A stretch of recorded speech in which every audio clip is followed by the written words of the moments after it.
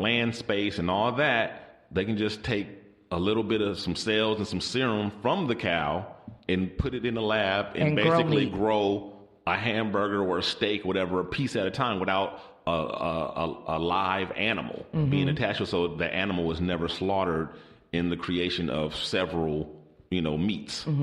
So that's what's basically is what's going on, and that's what the clean meat is about, and that's why they're calling it clean, because it's so much better for the environment. Is it still beef? That's debatable. That's debatable. Beef-based? Some people consider it beef. It's got beef DNA. Of course, the cattlemen don't want to consider it beef. That's the problem. They don't want to. They want you to come up with some other name for it or something, like probably beef.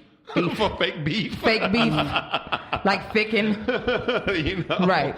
But see, and they probably will get it because they are strongly connected and they're all rich. Yeah. But I don't have a problem with that, though, because there's going to be some overlap. And I think that, the United States definitely needs to crack down on their labeling and things, because I think a lot of times they're allowed to be ambiguous, and they're allowed to skirt, things, whatever. And if something has like, a certain amount of percentage or something in there, you're allowed to say it doesn't have any in there, And I think, if people should have a choice. People who want to buy this new meat, clean meat, or whatever you want to call it, they should know what they're getting. And then people who want to buy traditional meat, as long as it's still an option, it should not be confusing, and they should not be tricked. They should have the right to choose, and it should be clear which is which. Absolutely. That's true. I definitely agree with that. Also, it would seem to me, while I know it's going to would hurt their sales, it's definitely going to hurt beef sales. But if live cows and ranchers and stuff like that, if they took better care of their cows and did them organically, then it becomes a new premium market for them. And that's what I think I should. Right. And it's going to hurt the consumers actually in that way if you want real meat, because then all of a sudden to get a real meat is going to be really high. Yeah. But those ranchers don't make more money. But you know what? People are willing to pay a premium for ribs. I hope it works this way. And what I'm thinking what might happen is that, like kind of like what you just said, Pip, the middle meat, like the non-organic, the non-premium meat, the everyday meat that typically I just need a hamburger. That'd be gone. It'd be clean meat, or to be premium organic meat, which is like the cows or whatever, but it'd be minus all the shit that they're doing pumping to the cows to make the food for us unhealthy. So in a way, 10-year-old girl's breast, like a really good side effect for us, and give us a much better, much healthier choices of food. That's what I would. But then it would be so expensive that we couldn't afford it. Well, that's if you want that meat. But eventually, the clean meat though is going to be cheaper than the middle meat, so it's going to be like the cheapest option. Yeah, no. Here's the other thing. But what I'm saying is, once the clean meat is brought onto the market, then once they take out that middle meat, then the premium meat is going to be so expensive that people that would buy the middle meat and don't want the clean meat will be forced to buy the clean meat because they can't afford the premium meat. That might be a possibility. That could happen. That's true. What I hope, I'll say this, what I hope will happen is that we will have the option to have like the premium, like considered the Kobe beef type of meat, and then the clean meat and the middle meat would be like competitive. So then it would be I don't think so, because I think the clean meat's going to be so much cheaper as once they figure this formula out, and once they got it down, it's a lab thing. It's just like they're just reproducing it. See, what I think is going to happen is that even if they don't get rid of the middle meat, it will eventually be so expensive that people won't be able to afford that anyway. And that's what I'm thinking. Because the clean meat is so much cheaper. There's just there's no way that the middle meat can compete. It just takes too much to get to the table. It's going to take too much, and the fact that like less people are buying it. Right. More people are going to be going either to the clean meat or the premium. That market right there is going to the fact that the demand for it is lower is going to drive the price up even higher. So that's just going to create even a bigger chasm between the clean meat and the medium meat, and therefore I think it's going to just die out. You better go to the Ralph's discounted meat section. Freeze it up. Yeah. Stock up. Shoot. Because as it's looking, but you're going to be buying that clean meat. This is like so incredible though on a scientific level. Like, do you think we ever get to to the place where we're like on Star Trek, where we pushing buttons and food is coming out the replicator machine? I think you're right, you know actually. I mean? Or we're eating. Absolutely. Like, I've seen other sci-fi movies where we're eating like basically all these different type of pills. Yeah. And the pill has the flavor of and all the proteins and nourishment of whatever food it represents, but it's not that. It doesn't look like food how we eat it now. Yeah. But that's what space food is basically. I mean, it's in tubes and stuff like that. But they make the food in the lab at NASA, and they put it so that it can go to space, and they eat it out of a pouch. Yeah, pouch. You know, but you're right. Now they'll take that and they'll find some way to make that into some pill or solid or whatever form they want to do it. Gummy. Yeah. A gummy. Yeah. This cream biscuit gummy is delicious. I can imagine like coming home from work and making dinner means pushing buttons. Like where even like my wife can make dinner now. Oh Lord. Like, honey, could you push some dinner buttons? I'm on the way. I'll be there in like 10 minutes. Bitch, you better push me a pot pie. Okay. Better push a pot roast. Oh my God. That's like, wow. I think that I would rather have clone meat until they figure out this clean meat situation. I don't think it's much different. I don't think so either, because how they clone it? They got to do a similar process. They're just taking the cell and it's kind of it's a similar thing, except that you're not cloning the whole animal. You're just cloning pieces of the animal. You know, it's just kind of like instead of going and ordering a whole chicken, you order a 2-piece combo. I also have to say, for me, the other aspect of it, and similar. We don't talk about this a lot, but something had to sacrifice their life for you to eat meat. Mm-hmm. Right. So you're taking, even though it's still there, it's not quite as bad. At least, never. You know what I'm saying? Like, you're talking about cloning something. So you're talking about making a live creature to kill it, to eat it. But see, you know what? I mean, I don't have a problem with that part of it. Like the whole killing of animals. I'm not, that to me is not immoral or wrong. I think that's the way this life on this planet was set up. I don't have a problem with it. If I can reduce any kind of suffering, I would like to. Well, my question to you is, in that regards, like, so what happens to all the cows and sheep and stuff that we're not eating now? Like, what happens to that? Because they're like, are they going to overrun the earth? Because overrun the earth. Because also those. Well, we're not killing them and we're not eating them, or we're not killing them to eat them.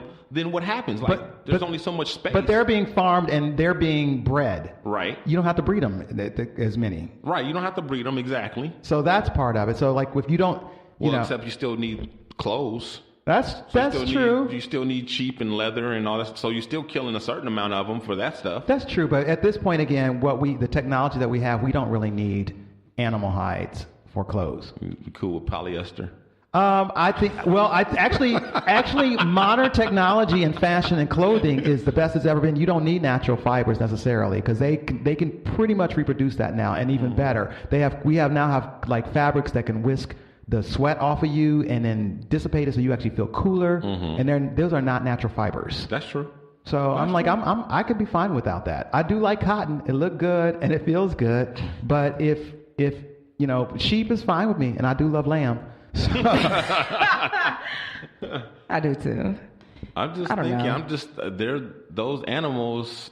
I mean, I don't know. I guess if we're not breeding them and they're just left in the wild, then they will. I guess it will continue the natural food chain, and they will just become food for the lions and whatever else that are out there.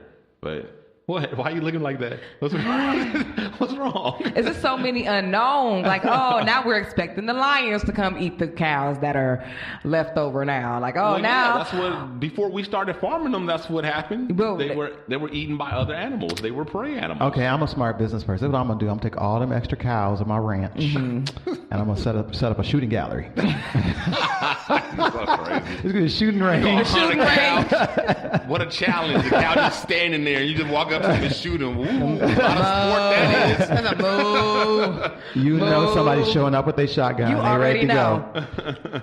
They're like, how many points do you get for the bull? Like, can I just use a car? Can I just run it over? Man, that's my weapon of choice. That's not my weapon of choice, but I know somebody. Yeah. Right. That's what she said. Exactly. What she said. I know somebody that might want to do that. Right. Exactly. Okay. Well, that was a good talk. That went better than I thought. I thought it was gonna be a lot of hell no, I ain't on, no, I ain't down, fuck that, no. I'm too scared. I think we all sort of like a little hesitant, cautious. I mean, anything new is going to be like, all right, but the future is now. Yeah, we got to figure out ways to sustain the planet. Yeah, I'm not gonna lie, I'm afraid. I am. Global warming ain't no joke. It's not. No joke. It's real. It is all. This shit is scary, and it ain't getting better. So speaking of clean meat, we didn't talk about this. I had it on the docket, but it didn't make it. Do you guys remember, or did you hear about maybe a month and a half ago, somewhere around there, IHOP was changing their name to IHOB. Yeah. Mm-hmm. Saw the commercials. They flipped the International P House around. of Burgers. Right. That was like the most ridiculous thing I had ever heard. And me and a couple of my friends, we were talking about it like, what? Like, are they not aware of brand recognition? Like, I've never heard of a business doing anything like this. This is so foolish and da-da-da. And my one friend called us like, unless it's some kind of marketing, stunt or whatever. And we were like, well, I was like, that crossed my mind, but I haven't heard anything about it. That's what it was. It was a PR stunt. All it was. It kind of smelled like a stunt. They wanted people to come try their new burgers that taste like their old burgers. Right. It worked on me. I was like, if they changing their name to International House of Burgers, they must be good. One, right. They must be really good.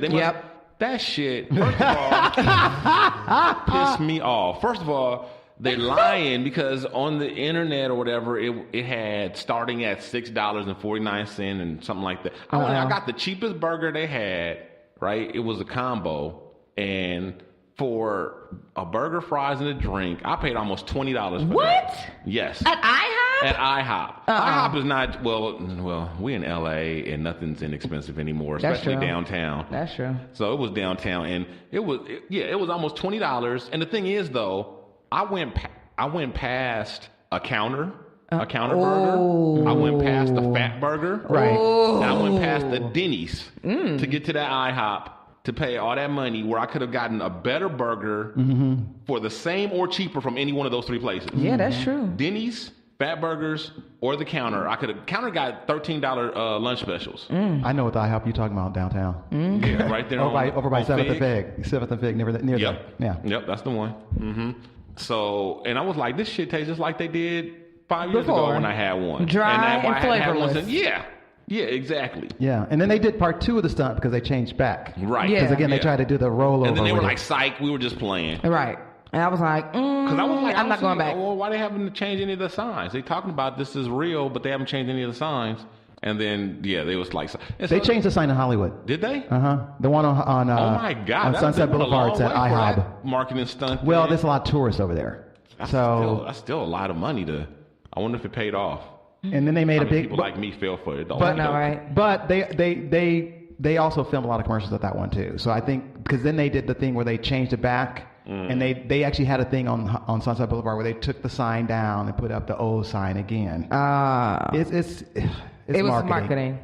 I think it was a bad campaign because it was terrible. It pissed me off, and now I'm not going for a while. But here's the thing. I'm not going ever. Okay, see, now that's the bottom line is that you're not going back. But the one thing they wanted was people talking about it, and here we are talking about it. We're talking about it, but what I'm saying is I'm not going back. Yeah, but that's the thing. But so they were short-sighted because, we're talking about it, but they're not getting no business. No, they not. Once I was like, they ain't got pancakes, so what the fuck? No, they still got pancakes. Yeah, I know. But when they said that we're putting our burgers above the pancakes, I was like, well, fuck you, IHOP. Yeah. It's supposed to be about the pancakes. And then when now they switching it back, I'm like, oh, still fuck you. I'm really not going back. Yeah. So that's that. So International House to fuck them. That's what they call as far as I'm concerned. Mm-hmm. International House of Boo. Right? Study says that women find sexist men more attractive. This one got me. I had to read the article. Then I found out that it's not that kind of sexist men. You're always supposed to read the article. Yeah, I know. That's the thing. I was triggered is what I was saying. What I'm saying is you're supposed to always read the article. Yes, I know, but I was triggered. I read this one right away. I didn't wait and read it when I was like, wait, what? Click. So well, first of all, like we say, there's levels to this shit. There's levels to everything, and it's so funny because I remember on this show years ago. It was early on, and I know it was really early because Uncle was still